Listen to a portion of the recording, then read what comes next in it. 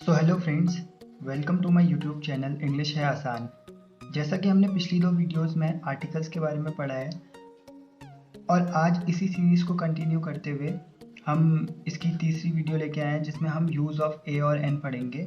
और ये भी जो यूज़ ऑफ ए और एन होगा वो आपके स्पॉटिंग एरर्स में बहुत ज़्यादा हेल्पफुल होगा, क्योंकि इसी जो मैं अभी आपको रूल्स बताने वाला हूँ इन्हीं से क्वेश्चंस मोस्टली पूछे जाते हैं। एग्ज़ाम जैसे एनडीए, सीडीएस और बाकी सारे एग्ज़ाम्स में भी इन्हीं से क्वेश्चन पूछे जाते हैं। तो बिना समय बर्बाद किए हुए हम इस वीडियो को शुरू करते हैं।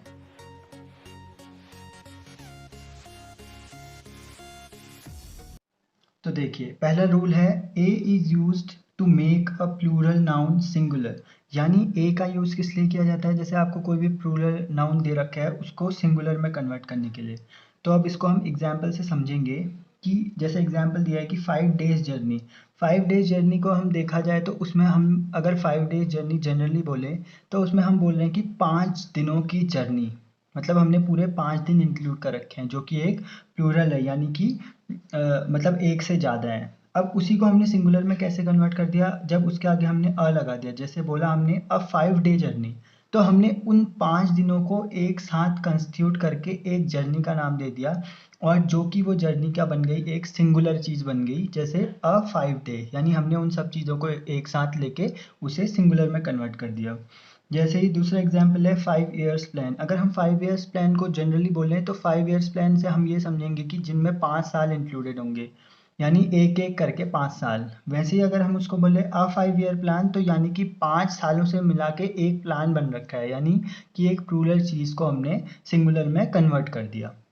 अब रूल दूसरा है कि a an is use before singular countable noun to indicate a class, group और कम्युनिटी। यानी ए और एन को अगर हम किसी सिंगुलर काउंटेबल नाउन के आगे यूज करें तो वो किसी क्लास, ग्रुप या एक मतलब वो एक समूह को रिप्रेजेंट करेगा। जैसे एग्जाम्पल से समझते हैं कि हमने बोला अ काव इज अ डोमेस्टिक एनिमल। अब हमने अ काव इज अ डोमेस्टिक एनिमल बोला तो यहाँ पर हमने केवल एक काव की बात नहीं की। अ काव से हमने पूरी जितनी भी गाय हैं, काव मतलब गाय होता है, तो जितनी सारी गायें होंगी हमने उन सब के बारे में बोला कि जो गायें होती हैं वो पालतू जानवर होती हैं। वैसे ही हमने बोला कि an ox is a very useful animal. यानी जो बैल होता है वो एक बहुत यूज़फुल एनिमल होता है। तो उसी को यहाँ पर हमने एन ऑक्स बोलने से हमने क्या बोल दिया कि जितने भी ऑक्स होते हैं, जितने भी बैल होते हैं, वो सारे के सारे बहुत यूज़फुल होते हैं। हमने ये इस चीज़ से ए और एन लगा के हमने एक चीज़ को ना कहते हुए सिंगुलर काउंटेबल नाउन को हमने प्लूरल में कन्वर्ट कर दिया, यानी एक पूरे ग्रुप को इंडिकेट कर रहा है वो चीज़। अब देखिए, अगला रूल है सच वट मैनी रेदर हाफ के बाद ए एन लगाने पे और नाउन यूज होता है। तो इस रूल को इस तरीके से हम एग्जाम्पल की वजह से समझते हैं कि सच अ गर्ल, जैसे हम बोलते हैं such a girl. What a fool, half an hour यानी आधा घंटा, हाफ अ किलो यानी हम जैसे जनरली बोलते हैं आधा किलो, तो उसे इंग्लिश में बोलेंगे half a kilo. Many a book. तो इस तरीके से हम ये रूल को फॉलो करते हैं। अगला रूल है ये भी सेम उसी की तरह की how so too as plus adjective plus a an plus noun. तो ये एक सिंपली रूल है कि इस तरीके से इसका जो है वो बॉडी बनेगी। जैसे how beautiful a girl is she, और Devan Babu is too weak a man. तो इस तरीके से हमने इस रूल को फॉलो करा एग्जाम्पल्स में भी। अगला रूल है an is use even if a word start with consonant letter but sound like a word. यानी कि अगर हमको कोई भी वर्ड दे रखा है और उसका पहला लेटर जो है या पहला अल्फ़ाबेट जो है वो एक कॉन्सोनेंट है, लेकिन जब हम उसको प्रोनाउंस करेंगे, जैसे आपने बहुत सारी जगहों पे देखा होगा कि आप कोई वर्ड बोलते हैं तो उसमें जो पहला साउंड होता है वो वॉवल या कॉन्सोनेंट की तरह आता है। तो अगर कॉन्सोनेंट लेटर भी है लेकिन जो साउंड उसकी आ रही है वो वावल आ रही है, जैसे यहाँ पे हिंदी के अक्षर दे रखे हैं कि इस तरीके की अगर उसमें साउंड आएगी तो उसके आगे हमेशा आप एन का यूज़ करेंगे। जैसे एग्जाम्पल के लिए एन ऑनेस्ट मैन। अब यहाँ पर क्या होता है कि एच साइलेंट होता है, हम क्या बोलते हैं ऑनेस्ट मैन। एच अगर यूज़ करेंगे तो हॉनेस्ट हो जाएगा वो, लेकिन हम ऑनेस्ट बोलते हैं, ऑनेस्ट नहीं बोलते हैं। तो इस तरीके से हम इसको प्रोनाउंसिएशन में भी हमें पता लग जाता है कि ए या एन का वो हम वहाँ पर हमें क्या चीज़ यूज़ करनी है। वैसे ही एग्जाम्पल है an M L A, an आया, an M A, an R, an honour और एन एक्स मिस्ट्री। तो ये सारे इस रूल के एग्जाम्पल्स हैं।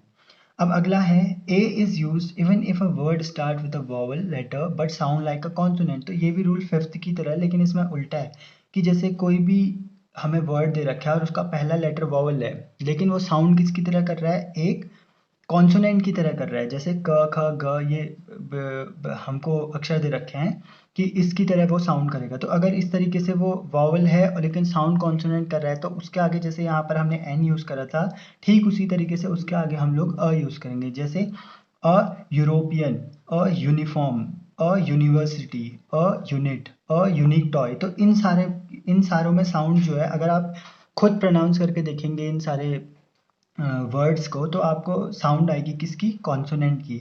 तो इस तरीके से ये सारे वर्ड्स के आगे क्या यूज होगा, अ। अगला रूल है a an is use in sense of each, every और पर। जैसे कि एग्जाम्पल से समझते हैं कि Ramesh comes to my house once a week, यानी प्रत्येक हफ्ते में एक बार आता है। तो जब कभी भी हम लोग प्रत्येक या किसी चीज़ की दर से या प्रति यानी एक इसके लिए बोलेंगे, तो हम वहाँ पर क्या यूज़ करेंगे, ए और एन। जैसे एग्जाम्पल है, जैसे हम बोलते हैं कि मुझे 10,000 की सैलरी मिलती है एक महीने में, तो वैसे एग्जाम्पल है कि mister Suresh earns ₹5,000 a month, यानी एक महीने में उन्हें 5,000 की दर से तनख्वाह मिलती है। तो ये रूल जो है इस तरीके से इसमें ए और एन का यूज होगा। अब अगला रूल है if two adjectives connected by and represent a singular countable noun then we use a an before first adjective. यानी अगर कोई भी दो एडजेक्टिव दे रखे हैं, एडजेक्टिव वो वर्ड्स वो होते हैं जो किसी चीज़ की विशेषता बताएं। तो अगर किसी दो एडजेक्टिव्स को कनेक्टेड हैं एंड से और वो किसी सिंगुलर काउंटेबल नाउन को रिप्रेजेंट कर रहे हैं और किसी एक व्यक्ति के बारे में बात कर रहे हैं, तो उसमें अ या एन का यूज तब और एन का यूज जो पहला एडजेक्टिव होगा उसके लिए यूज होगा। जैसे एग्जाम्पल से समझते हैं कि अ ब्लैक एंड वाइट काउ। अब यहाँ पर ब्लैक एंड वाइट काउ मतलब एक काउ के बारे में बात करी जा रखी है। तो हम लोग वहाँ पर किसका यूज करेंगे, अ का यूज करेंगे, वो भी पहले एडजेक्टिव के आगे। ठीक उसी तरीके से दूसरा एग्जाम्पल है an honest and intelligent teacher.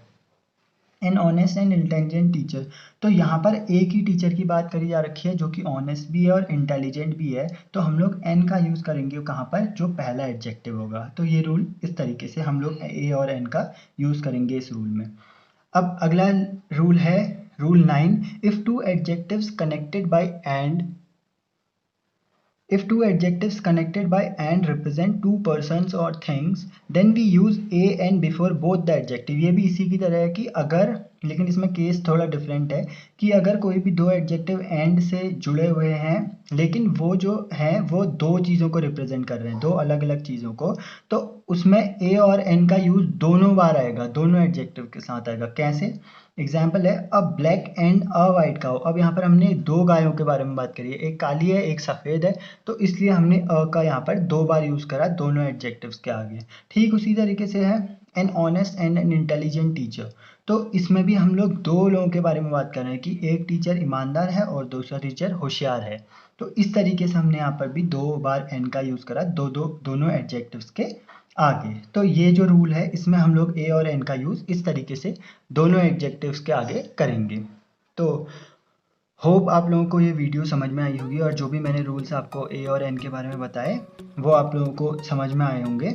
और इसी तरीके से आप इसका प्रैक्टिस एक्सरसाइज में भी यूज़ करेंगे, चाहे वो स्पॉटिंग एरर हो, क्लोज टेस्ट हो या कोई और चीज़ हो, उसमें आप इस तरीके से इसका यूज़ करेंगे। तो अब इस वीडियो को ख़त्म करते हैं। Thank you for watching. Please like, share and subscribe. और आपकी जो भी क्वेरीज़ या आप जो भी वीडियो के बारे में अपने थॉट्स देना चाहते हैं तो आप कमेंट बॉक्स में मुझे कमेंट कर सकते हैं।